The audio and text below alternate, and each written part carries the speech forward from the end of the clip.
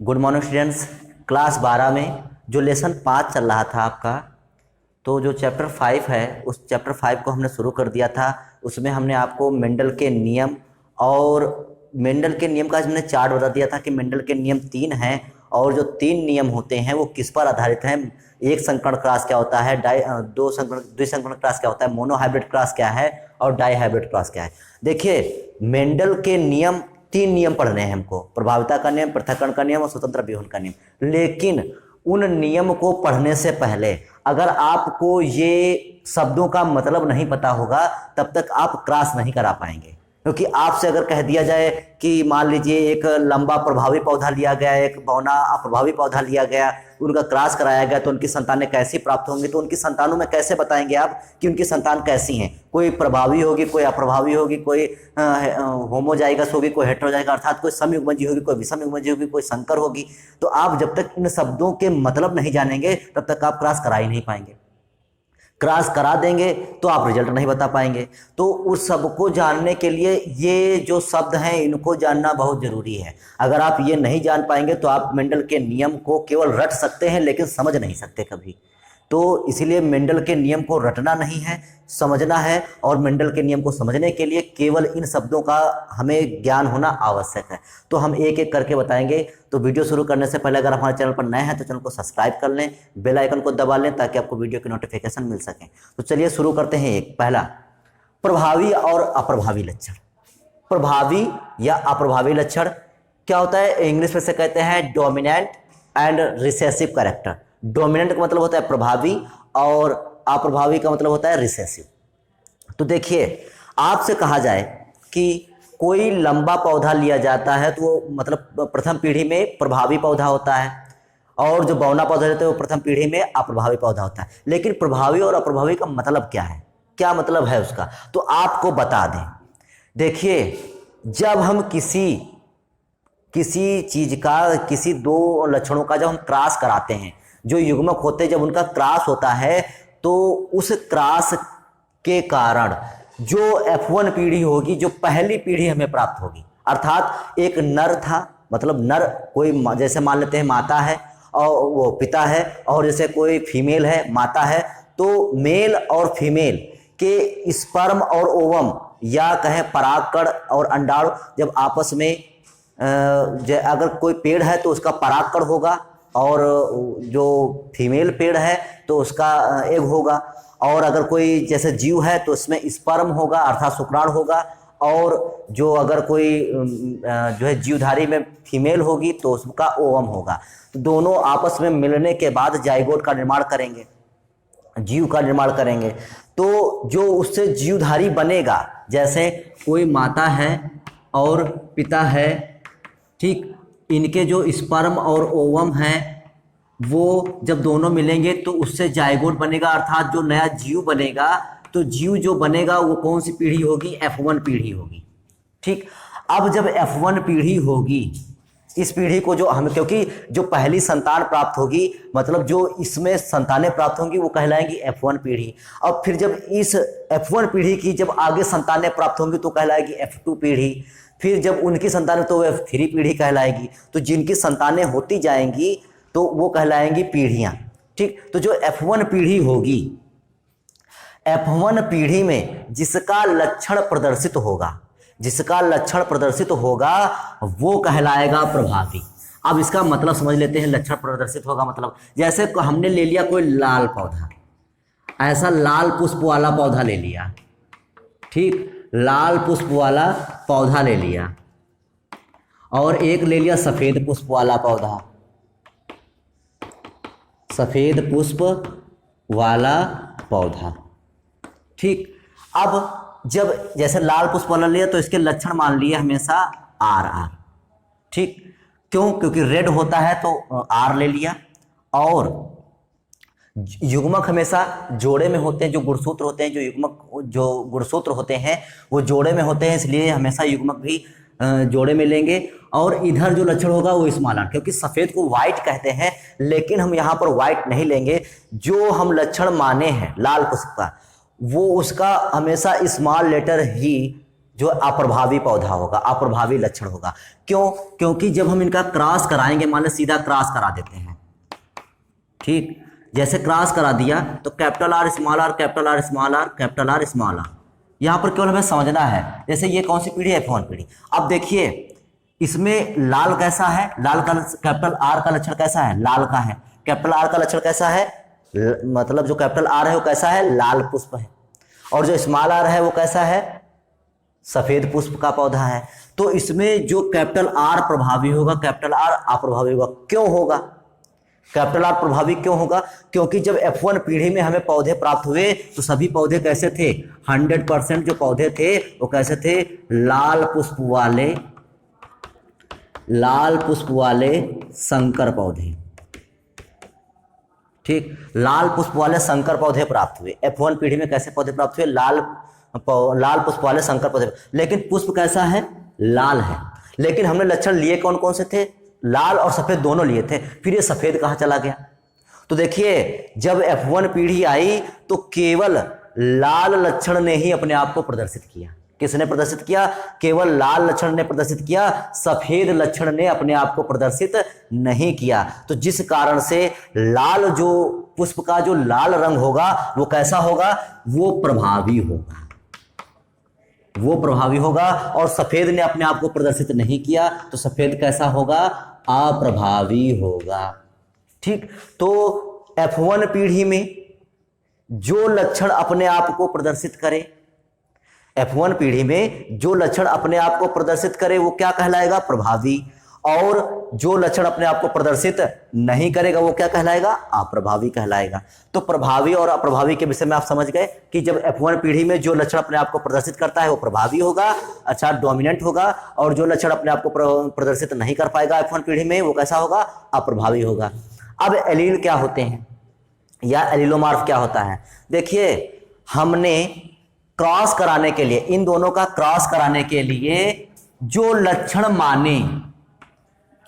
माने हैं हमने, जैसे लाल पुष्प है तो आर लक्षण माने, उधर स्मॉल आर। तो जो लक्षण माने जाते हैं, पौधे के जो लक्षण माने जाते हैं उनको कहते हैं एलील या एलिलोमार्फ। अर्थात पौधे के मध्य क्रॉस कराने के लिए जिन लक्षणों को हम आधार मानते हैं, जिन लक्षणों को क्या मानते हैं? आधार मानते हैं। जैसे इसमें पौधे का लक्षण कौन सा है? कि लाल पुष्प है।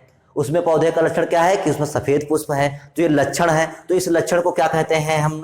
एलील या एलिलोमार्फ। और इसके लिए हमने जो जीन्स लिए हैं, लाल पुष्प के लिए जो जीन्स लिए हैं और सफेद के लिए जो जीन्स लिए हैं, तो उन जीन्स को क्या कहते हैं? एलिलोमार्फ या एलील कहते हैं, ठीक। अब आता है समयुग्मजी या विषमयुग्मजी।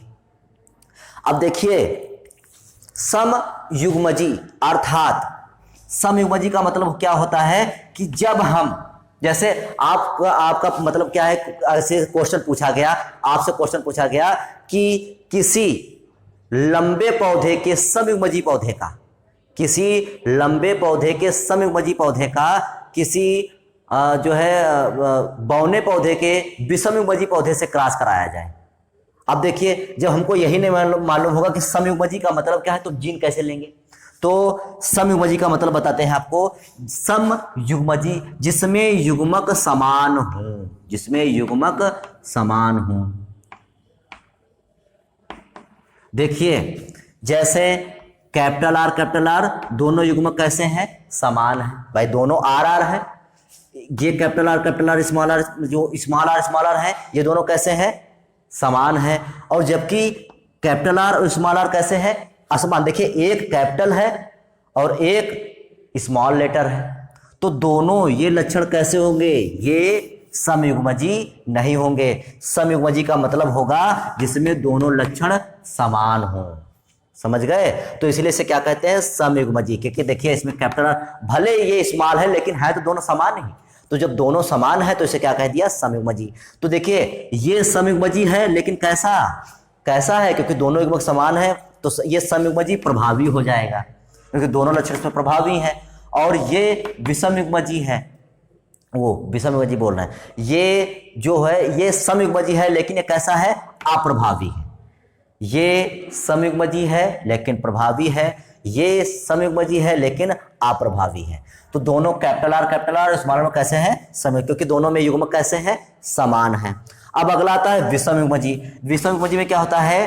एक लक्षण, मतलब एक लक्षण प्रभावी का और एक लक्षण अप्रभावी का।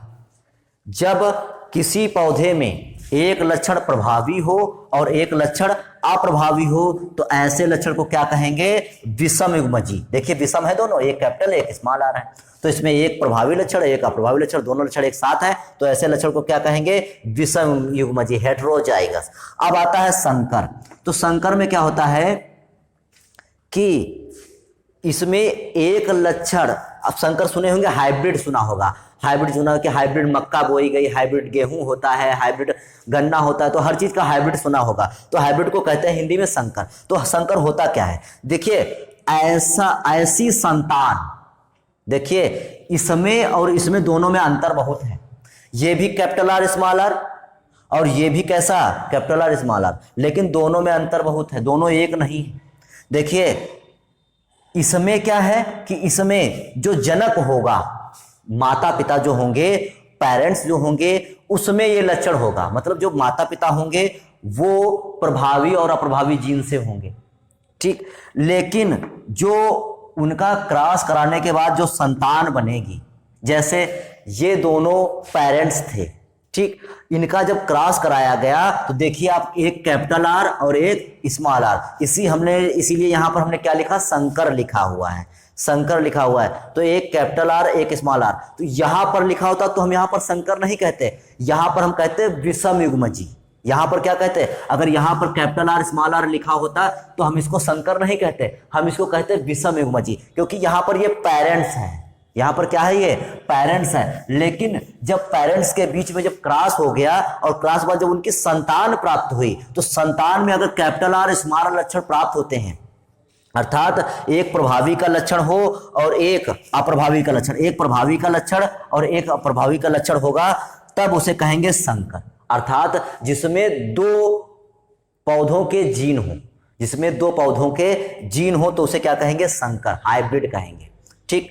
तो संकर मतलब होता है हाइब्रिड, हाइब्रिड का मतलब होता है जिसमें दो पौधों के जीन हो, ठीक, तो उसे कहेंगे हाइब्रिड। इसमें एक प्रभावी जीन होगा और एक अप्रभावी जीन होगा, जबकि इसे क्या कहेंगे? विषम युग्मजी कहेंगे।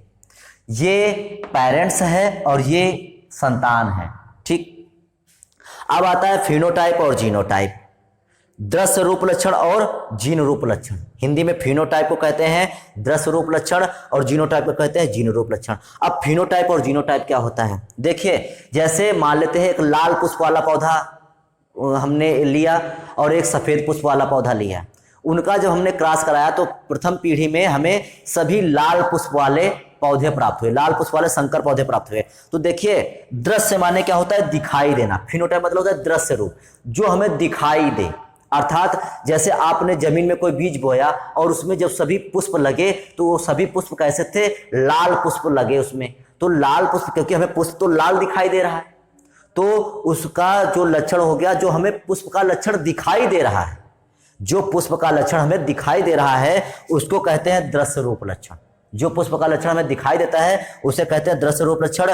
और जीन रूप क्या होता है? उस पौधे के अंदर, जैसे ये पौधा है, अब देखिए यहां पर कैपिटल आर प्रभावी है, स्मॉल आर अप्रभावी है, लेकिन हमको पता कैसे चला? हमको पता कैसे चला कि इसके अंदर अप्रभावी जीन है? भाई हमें तो सभी लाल पुष्प वाले पौधे प्राप्त हुए थे, हम तो दूर से अगर कोई पेड़ देखेंगे तो उसमें हमें लगेगा कि सभी लाल पुष्प लगे हुए हैं।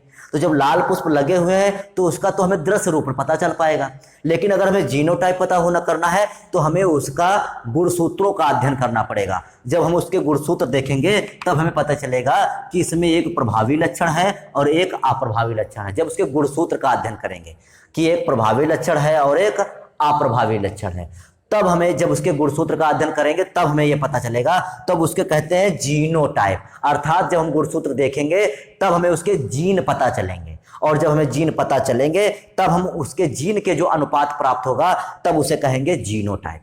अर्थात जब हम गुणसूत्र का अध्ययन करेंगे, उसमें जो जीन होगा, उस जीन में जो अंतर होगा, उस अंतर को हम जीनोटाइप कहेंगे, अर्थात जीन रूप लक्षण कहेंगे। और जो हमें ऐसे पौधे के नॉर्मली लक्षण दिखाई देते हैं उनको हम लोग दृश्य रूप लक्षण कहते हैं।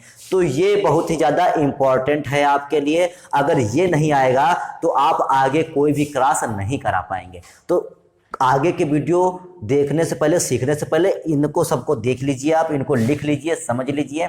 तो आज के लिए बस इतना ही। कल हम आपको प्रभावी जो नेक्स्ट वीडियो बनाएंगे उसमें मेंडल का प्रभाविता का नियम पढ़ाएंगे। ठीक, तो आज के लिए बस इतना ही।